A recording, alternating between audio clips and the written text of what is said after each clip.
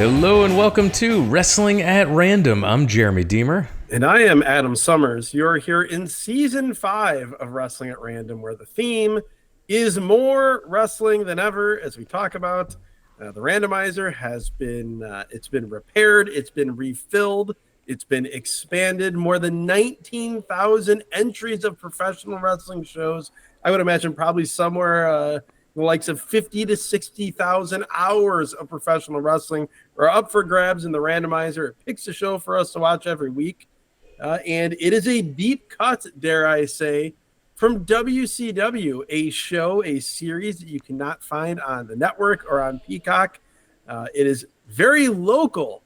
It is WCW Pro Chicago from August 10th, 1991, a show that aired locally here in Chicago on the Superstation WGN.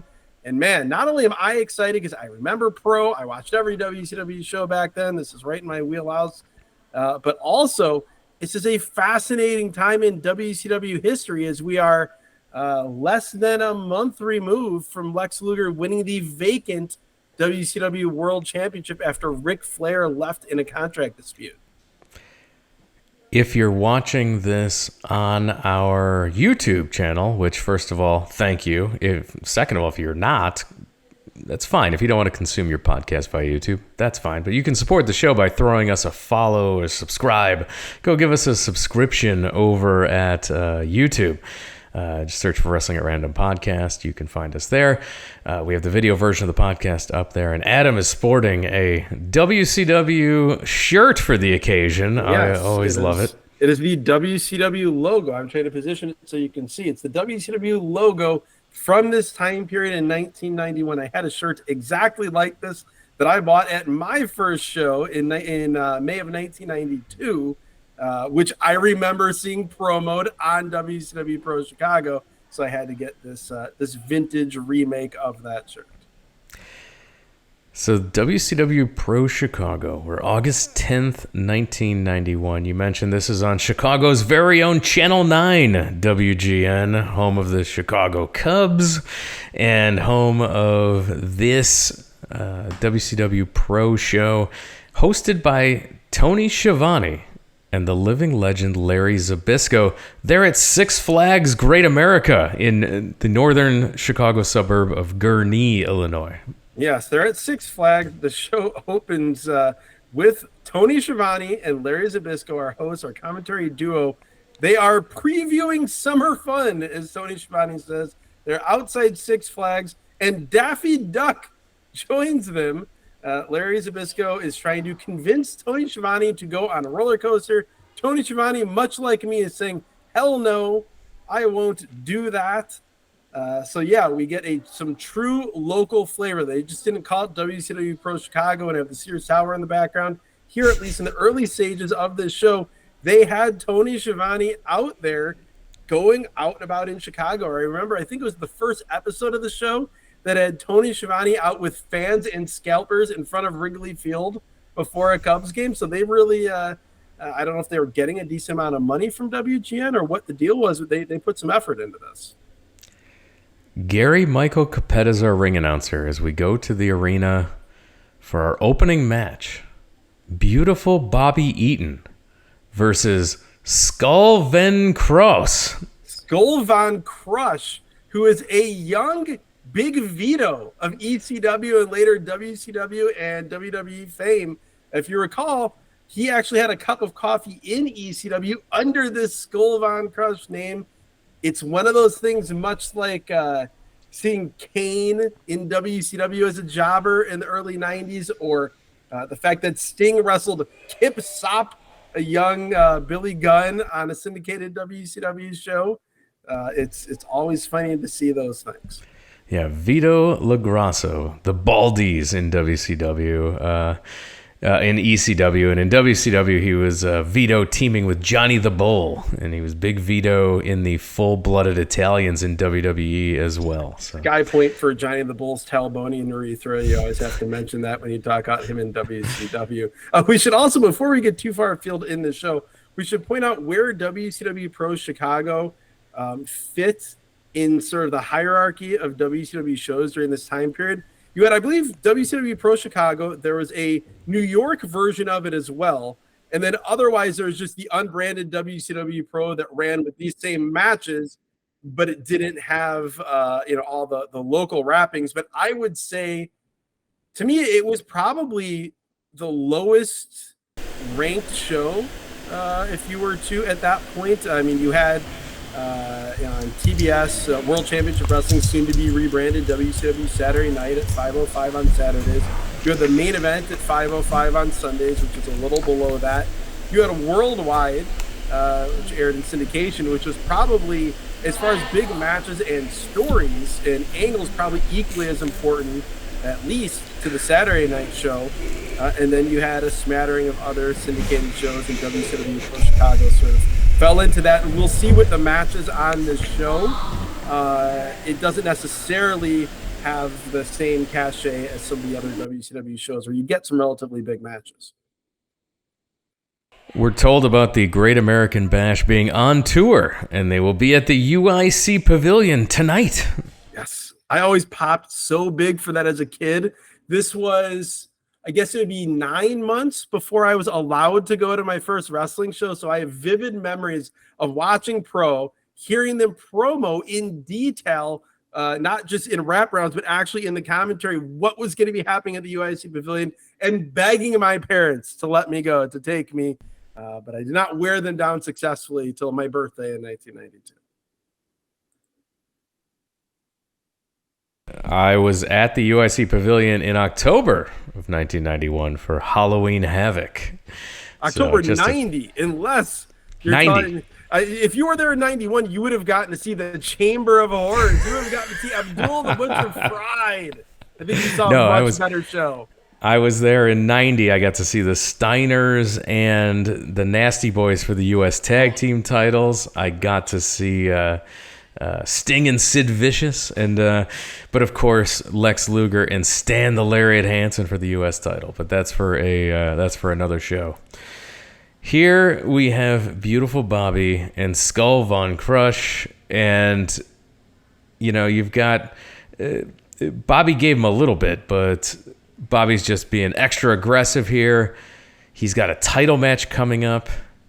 He hits a neck breaker, goes to the top rope. The fans are excited as Bobby comes off the top with the Alabama Jam leg drop for the pin.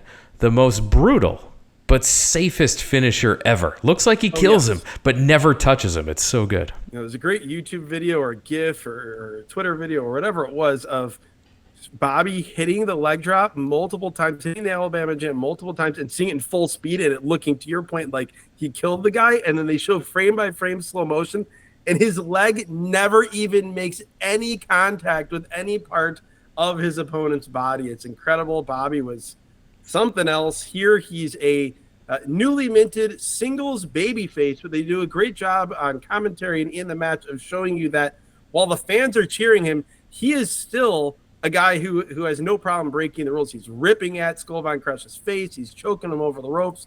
Like you said, he hits the usual Bobby sequence of the neck breaker, the Alabama Jam, gets the win.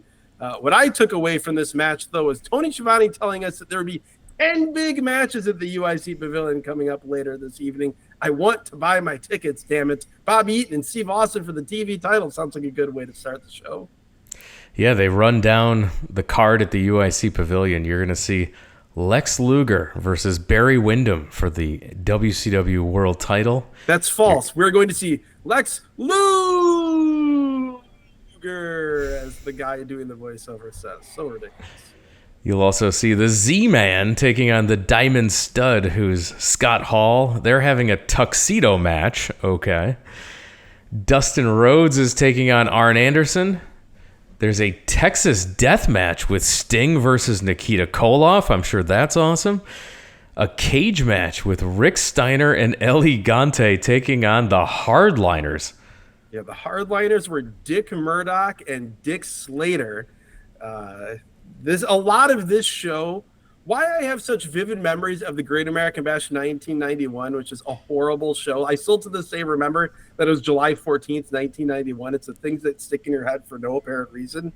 But so much of this show was them running rematches from that, whether that be that cage match, Luger and Barry Windham, which was the stand-in after Flair left and was stripped of the title. So yeah, it's I'd be interested to go back and see what the gate was for that, what the draw was for that show at UIC Pavilion, because that pay-per-view was universally panned and did not do very well. And we were in the heart of "We Want Flair" chants when he wasn't going to be coming out.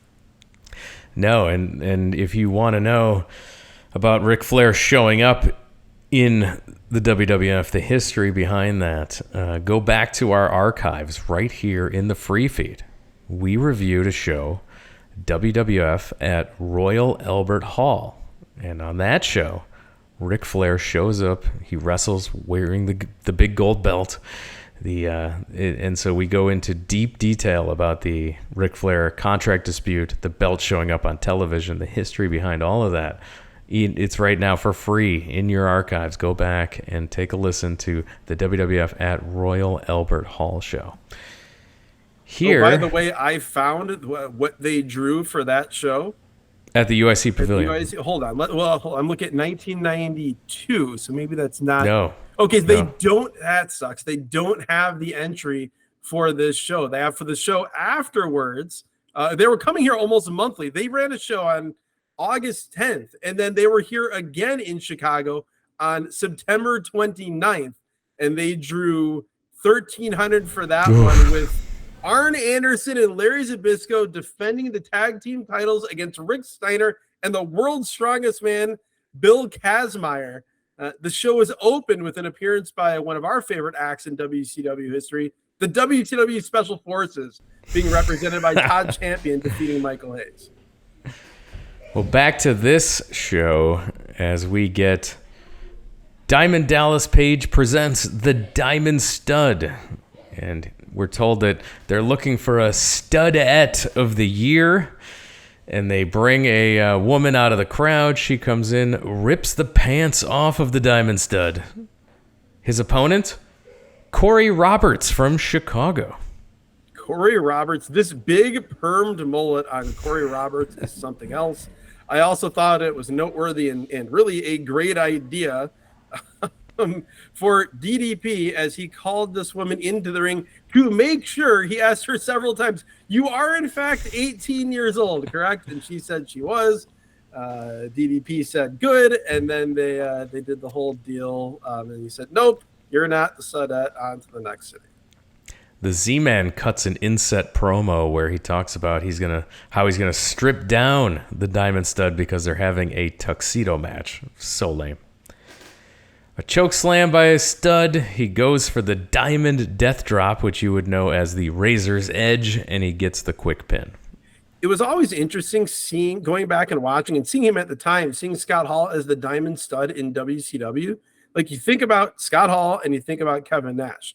Kevin Nash had a ton of characters in WCW, whether it be Master Blasters or Oz or Vinny Vegas.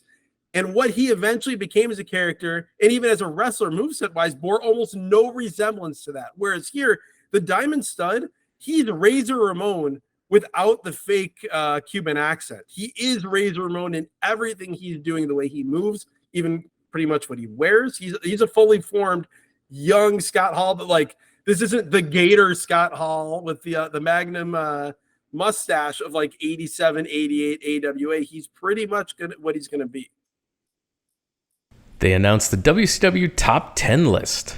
Love it. And let's go through the top 10 contenders here. We've got number 10, Beautiful Bobby. Number 9, Dustin Rhodes. Number 8 is the Diamond Stud. Number 7, Johnny B. Bad.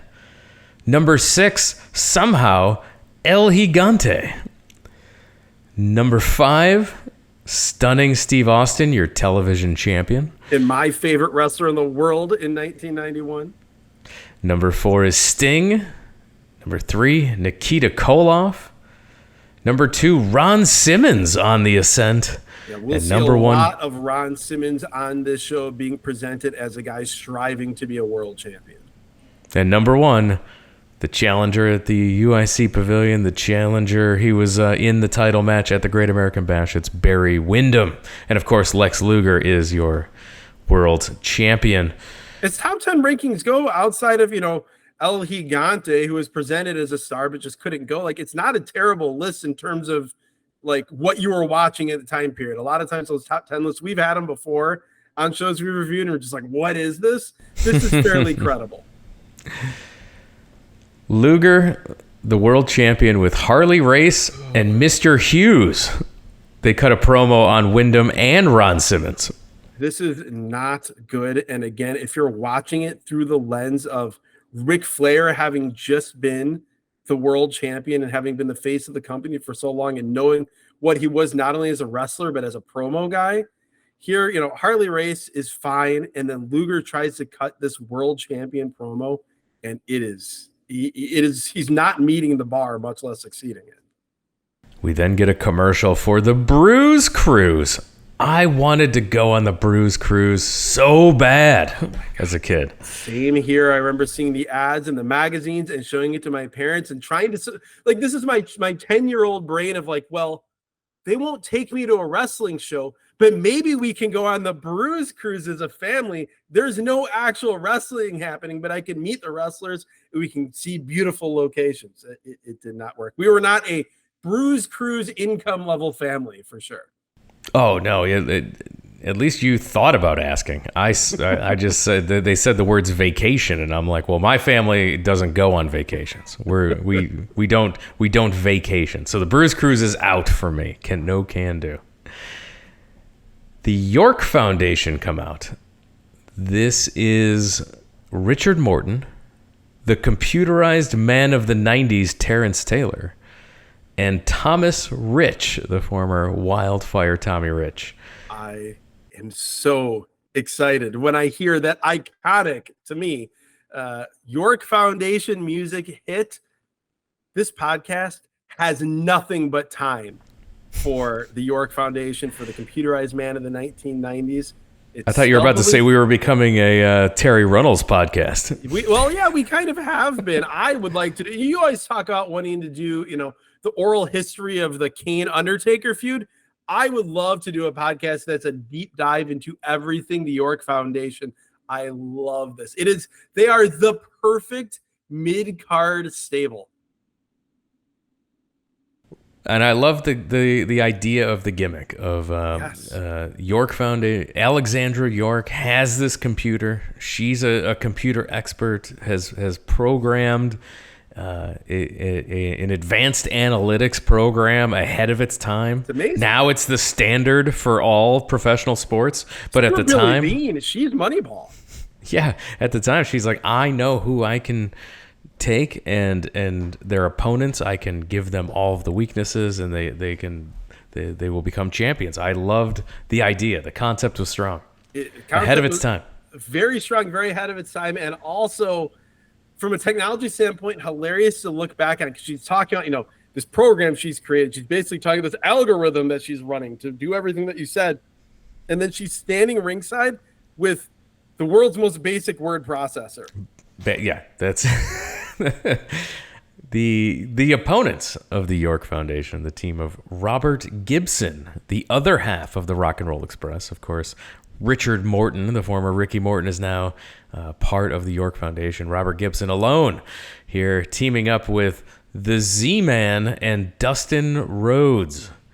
We're told that this is one of our 2 TV main events. It is a 6-man tag with a 10-minute time limit. So I guess we could say the non-existent 6-man TV titles are on the line here with this 10-minute time limit. The story of the match early is very simple. It's Robert Gibson wants revenge on his decades-long former best friend who turned on him, Richard Morton.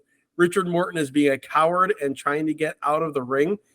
As this is happening, we are again being told by Tony Schiavone that you can go to the UIC Pavilion tonight and see Robert Gibson finally get his hands on Richard Morton in a singles match.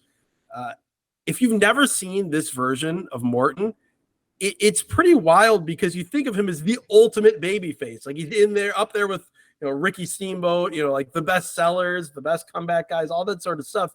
He is an awesome, smarmy, cowardly heel here. The facial expressions, you're so used to him being the guy looking out to the fans, reaching out for their support. The snarl and sneer on his face, it's glorious. And never has a man needed Ricky Morton more than Robert Gibson. Holy. Particularly in 1991. Like, people talk about Shawn and Marty. This is so much more because obviously Marty had his issues, but Marty was much closer at his peak to Shawn Michaels in terms of in-ring level than Robert Gibson ever was, and particularly in 1991. He's looking old. He's out of shape. He has not adjusted his hairstyle for his hairline. It's pretty rough. Ricky versus Robert starts the match, but like you mentioned, no, Ricky tags out immediately. Robert's doing the rooster taunt to Terry Taylor. Morton comes in, and he only comes in when Robert's down. Robert goes to fight back. Richard Morton immediately scrambles out to make the tag. There's one spot here early that I love. Like the action we've seen earlier on in this show, the Beal is the move. Everybody's doing a hip toss out of the corner, and I feel like Robert Gibson was watching the matches because he had it scouted. He countered a Beal. Didn't do much of anything exciting after that, but he at least had that scouted. A basic back and forth here. Dustin gets in with Richard Morton and finally gets some shots in on Morton. He quickly tags out again. Taylor, he's taking some comically large bumps for Dustin elbow strikes. This was not good. I thought it was great. I loved Terry Taylor taking these ridiculous bumps. Dustin looked awesome here. He is like, you forget, or you took for granted back then. You took for granted. Modern eyes, how great Dustin Rhodes was, even here in 1991. This is a guy who was like 6'5", 6'6", not a small guy. And his ring speed, it would blow away most guys in modern times. His 1991 ring speed would blow away cruiserweight level wrestlers now. He was awesome. Quick tags from the good guys.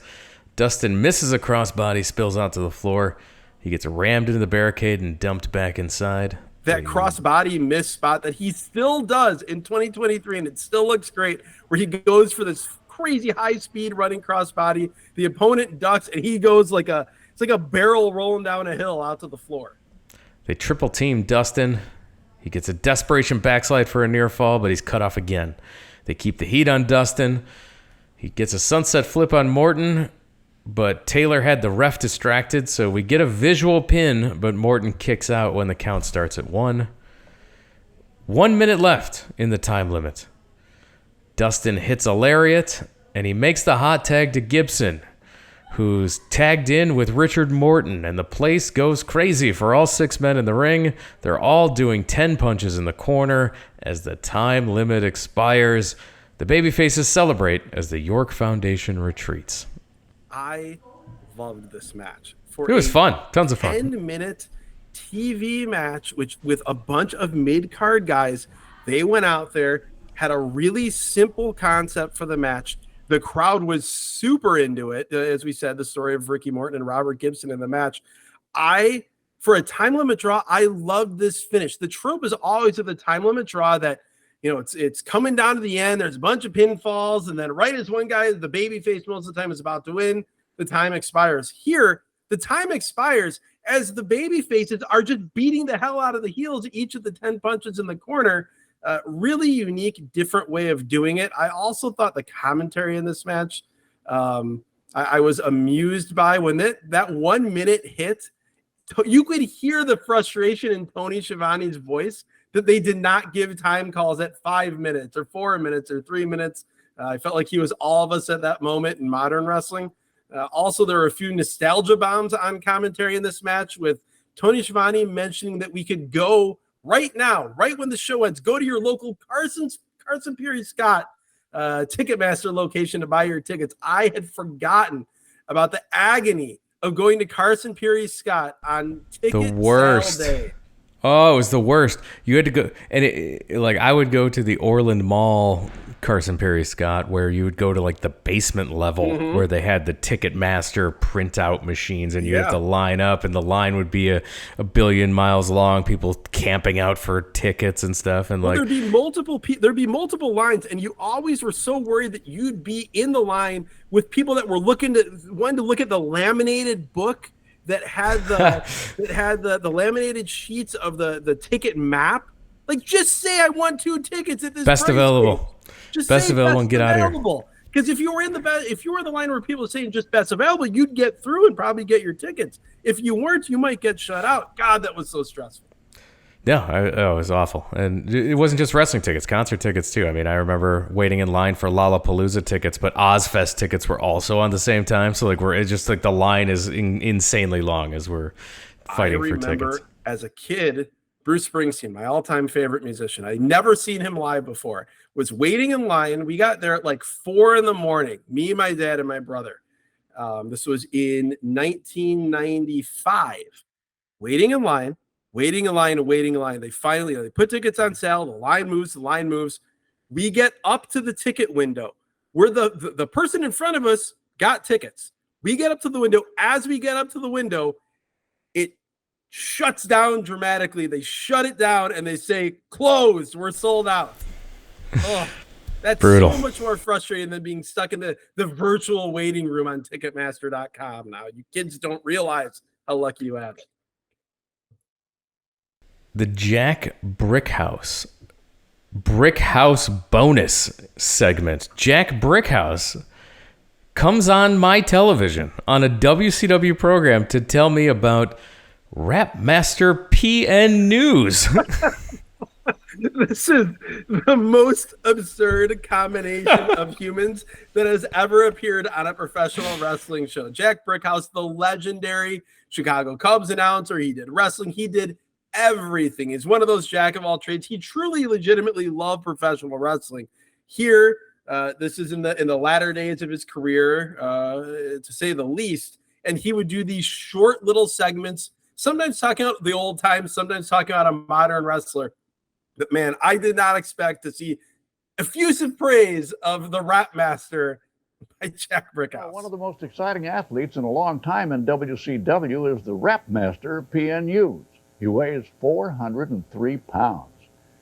Very colorful ring attire. From the moment he steps into the ring, he captivates the audience. It's the first time I can remember that a wrestler was cheered and loved even before anyone ever saw him wrestle. But it happened to PN the first time he was ever on TV. He walked into the ring, grabbed the microphone, and rapped. And fans loved it. You know, they hadn't even seen him wrestle.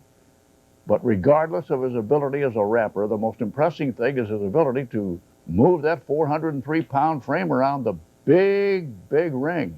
The drop kicks, the elbow smashes, and the top rope splashes for a man that size prove that PNUs will be around for a long time.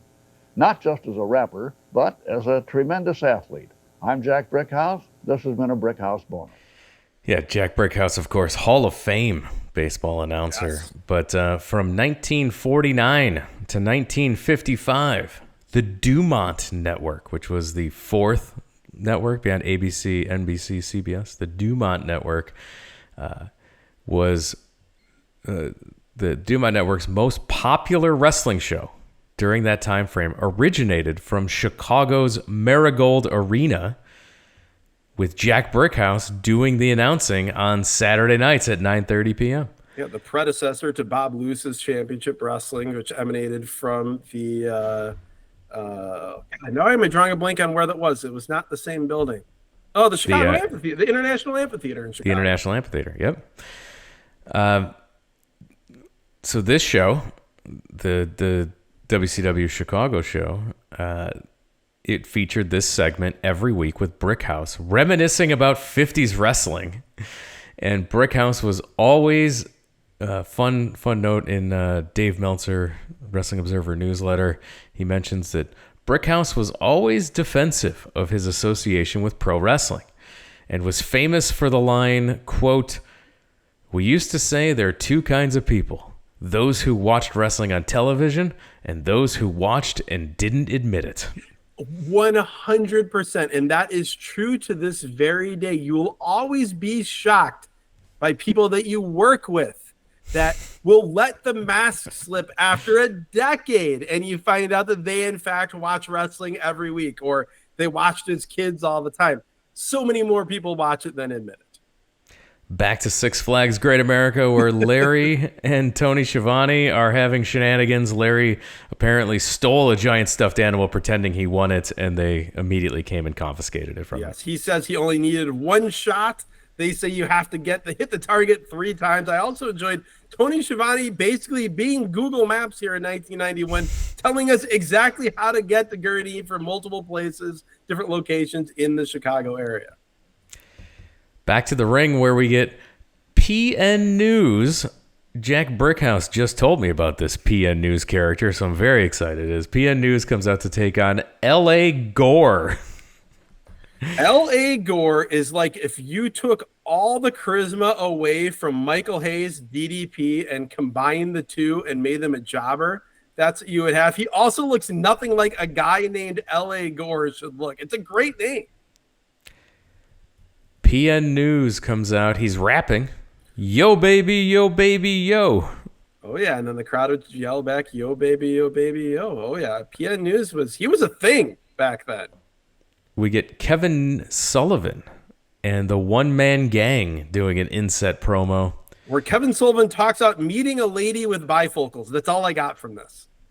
Well, what I got was one-man gang and PN News are going to have a fat guy match, and it sounds awesome. Oh, yeah. Yeah, that's. I'm shocked. That won't be coming up later this evening at the UIC Pavilion. No. PN News is wrestling Johnny B. Bad in a battle of very 1991 WCW gimmicks, one of which went on for many more years, one of which stayed in 1991 or it would never go. The most noteworthy thing in this match, PN News does not throw as good of jabs as Dustin Rhodes. And that was very clear here back to back. He did throw a shockingly good belly-to-belly suplex. After the belly-to-belly suplex, News to the top, and he's on the top rope. His music starts playing. Then he hits a falling splash off the top for the pin. PN News raps after the match as well. As Larry Zbyszko talks over his post-match rap in disgust. And yes, that was a regular thing where PN News, he'd go to the top for the big splash. His music would hit. A little bit of New Jack here, I guess, in 1991 with the music playing. WCW is trying so many weird things. This isn't too far removed from the era of the ding-dongs. They were WCW, the descendants of Jim Crockett Promotions, but nothing was working, so they were trying to come up with twists on WWE-style gimmicks, and none of them worked. Eric Bischoff brings us the From the Pages of WCW Magazine Event Center style here, where we see clips of Johnny B. Bad and Stunning Steve Austin having issues during a tag team match. Johnny B. Bad wants a shot at Austin's TV title.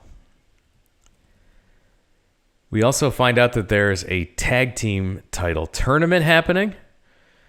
And we also find out that there's a tournament coming up for the U.S. title at the Omni in Atlanta. So WCW is modern day AEW. The thing that I took away from this WCW magazine segment is that Eric Bischoff was born to host something like this. He was so great running through all the different things, the different clips from different shows. He was a terrible play-by-play guy back then when they would try to use him in that role, but he is top tier at hosting a segment like this. There's also the question of, is the yellow dog Brian Pillman? Oh, God. That's what the world needed in 1991, another yellow dog story. Yeah, so this is the common story, the Midnight Rider, what was Junkyard Dog's one where he, Sagger Lee. Yeah, so we had all of these. This is a common thing where a guy has to leave. He comes back under a mask. Everyone knows it's him under the mask, but the heels cannot prove it, and so he eventually gets reinstated. Here, this is Flying Brian cutting a promo, says he thanks the fans for all the cards and letters, asking for him to be reinstated. He's weeks away from being reinstated, so the question is, if he's unmasked as the yellow dog, then he won't be reinstated. So the question is, who is this yellow dog? This is very convoluted. It was by far the least successful of any of those sorts of gimmicks or stories that you described. yeah, I guess there's some logic to it, but the whole deal of like, is the yellow dog Brian Pillman? Will Brian Pillman be allowed back? And then like he's just on TV saying he's going to be back in a few weeks. He's gotten word he's going to be reinstated. I don't know. It kind of undercut it to me, but it is what it is. We'll see a lot more with that later on in the second half coming up next of our huge double main event here on WCW Pro. I am offended, particularly as we get through this match, that this went on as the main event after that awesome 6-man tag that we had earlier. It is the yellow dog, ostensibly, and that word is doing a lot of work here, Brian Pillman under a mask, wearing long yellow tights, as he is taking, talked about characters in WCW at this point, WCW's answer to The Undertaker, Black Blood, who I actually thought was a cool character, but it's Black Blood. It is Billy Jack Haynes in a hood. He's wearing long black tights with red blood design on. He comes out with an axe. It's a prototype version of the Dungeon of Doom, as Kevin Sullivan is with him. One Man Gang is with him. He's wearing a leather mask with his mouth zipped shut. It didn't work. It didn't last long like any of these gimmicks did, but it seemed like it maybe had some legs at the start at least. I howled with laughter as Gary Michael Capetta, the ring announcer, says, "From a little town in France, Black Blood." What a strange, and I'm sure there's probably some like obscure literary reference to this, but if you're trying, can you imagine if The Undertaker was slowly walking the ring? It's like, a little town in the Netherlands, The Undertaker. It kind of takes away a bit of the aura here. But this is quite the collection of oddities. And I love they couldn't even name. There's plenty of little towns in France. You could have named one. Like, you just didn't have to tell me it's a little town in France. Name a town. Like, give it a name. Yeah, I could have pulled out my Encyclopedia Britannica I had in the room and figured out exactly how big or small the town was. It's WCW, so you just sadly, and I say that as the biggest WCW fan of all time, you just have to accept those things. Meanwhile, his opponent, again, the yellow dog, who comes out to Brian Pillman's music, he's announced as being from the Kennel Club, so an even more ridiculous hometown than a little town in France. And the first thing I notice right away is this yellow dog gets into the ring, and Larry Zbyszko's right there with us. Larry Zbyszko's offended. There is no way this man is Brian Pillman. No. And I'm not going to give away who it is, but I was very proud of myself because within the first 30 seconds of this match, you identify him? based on body type alone, I knew without a shadow of a doubt who this man was. I did not know by body type, but once the hair started to peek out the bottom and paired with the facial hair, I'm like, I know exactly who this is. This was a nothing match. The yellow dog did get a shocking amount of offense, but he misses a top rope drop kick. Black Blood then drops the yellow dog throat first across the top rope. He then does a leg drop and gets the pin. The yellow dog is then unmasked, and he's revealed as Rip Rogers. Rip Rogers. And again, it was shocking again because Black Blood, the idea at least at this point was that Black Blood was going to be a pushed act. Rip Rogers was like the ultimate jobber plus and was really presented as being just a pathetic wrestler, like a pathetic character on the show. So like looking in retrospect, him getting unmasked, him getting that much offense on Black Blood was kind of ridiculous. He did not look good in this match, Rip Rogers. Terrible leapfrog, terrible hip toss. Black Blood's finisher being a standing leg drop was ridiculous at this time. I remember he did some other weird move in this match too, where it was like from a powerbomb position, but then he just kind of tossed him over. It looked really weak. He also used to do a top rope, like the opponent would be on the mat, horizontal on the mat, and he would come off the top rope and do, I guess, what 80s wrestlers would or 80s announcers would call a judo chop off the top to the throat. That was his finish. Again, this guy maybe only lasted a couple months. It's a footnote in the history of Billy Jack Haynes. Yeah, Billy Jack Haynes. I mean, you want to talk about a body type. This guy looks completely different than he did in the late 80s WWF run with his Oregon trunks. And Yeah, you can read more about BlackBlood over on WrestleCrap. He's one of those entries over there. I would imagine there's quite a few guys that appeared on this show. PN News has got to have a page or two over there, I'm sure. We go back to Six Flags, where Tony and Larry are in front of the American Eagle roller coaster. That's one of the few roller coasters at Six Flags that I've actually ridden. I've actually ridden the American Eagle. It's an old time wooden roller coaster where it's all one big drop at the front and then it's speed, but it doesn't go upside down or anything. It's an old wooden coaster. I have been on the American Eagle. Traumatic childhood experience. I vomited after going on this. I went on that and the Demon. It scarred me. Oh, the Demon was my very first ever roller coaster. Scarred me for life. I did love they before they go back to Six Flags before the commercial. Tony Schiavone, they run down the card again, and then Tony says, just deadpan, after the commercial, we'll be back at Six Flags where I will not get on a roller coaster. So he is steadfast throughout this hour about that. They come back. They're standing in front of the Eagle as well as Splashwater Falls. They announced the card for next week, and man, I'm much more interested in next week's card. As the main event is Arn Anderson versus Ron Simmons. We get promos from both. Arn's is great. It's so to the point. It's like 15 seconds long. And he just says, people don't think I have a chance against you, but I'm going to cheat. Yeah, I'm winning because I'm going to cheat. Loved it. Arn Anderson. Larry says that he's still going to try to get Tony onto the roller coaster. And Tony says, there's no way you're going to put me on that roller coaster. And then we cut to a clip of Tony Schiavone on the American Eagle with Larry Zbyszko, but he's passed out. So it looks like Larry choked him out to drag him on there. Yes, there is some serious Weekend at Bernie's vibes from Tony Schiavone here. He looks approximately dead. And yeah, this is it's a fun way to close out this show of WCW television. And the footage of them on the roller coaster, they're going backward on the American Eagle, which is something the American Eagle would do occasionally. It would be a big deal. Like the American Eagle, not the sexiest roller coaster at Great America. So to spice it up, they'd be like, we're running it backward. And so it would go.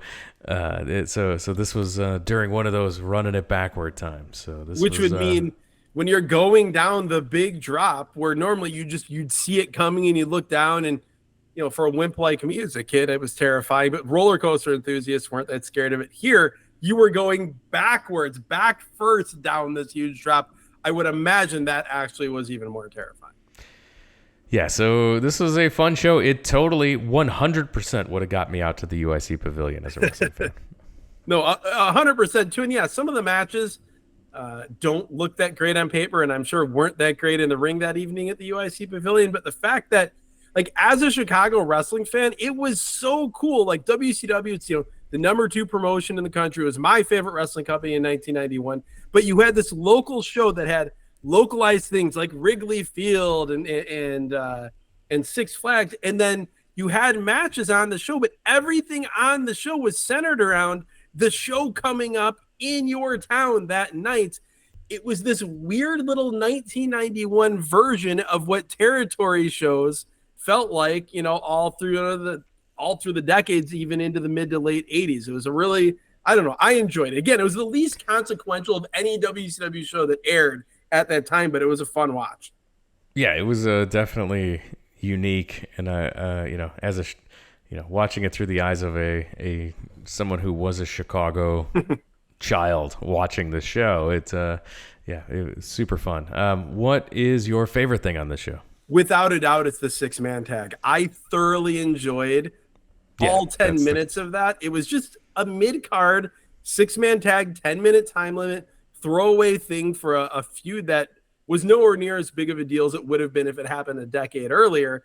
But everybody was so great in it. The crowd was red hot, and it made me want to go to the UIC Pavilion and see Robert Gibson finally get his hands on Richard Morton.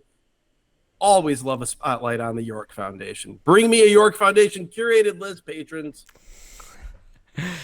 And I'm going to agree. That's probably my favorite thing on this show as well. I'll give honorable mention to Jack Brickhouse telling me about PN News in his rap. So, worst thing on the show for you?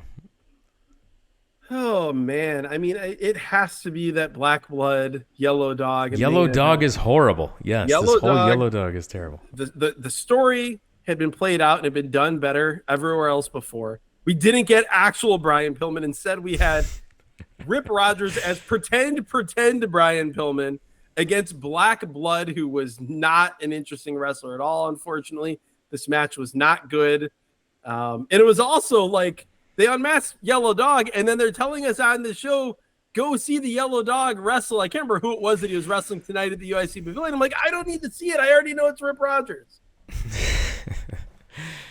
Yeah, no, that is absolutely the correct answer as well. So, yeah, this is it for this episode of WCW Pro Chicago. If you want additional content, additional episodes of this show, of us reviewing pro wrestling from all over the place, go to our bonus feed. We have an entire 140 plus episodes of bonus content that you haven't heard waiting for you right now. $5 unlocks the entire back catalog, all 140 episodes. You can support the show over at patreon.com/wrestlingatrandom. There we have the entire list of 140 plus shows. So go, $5 unlocks the whole thing for you.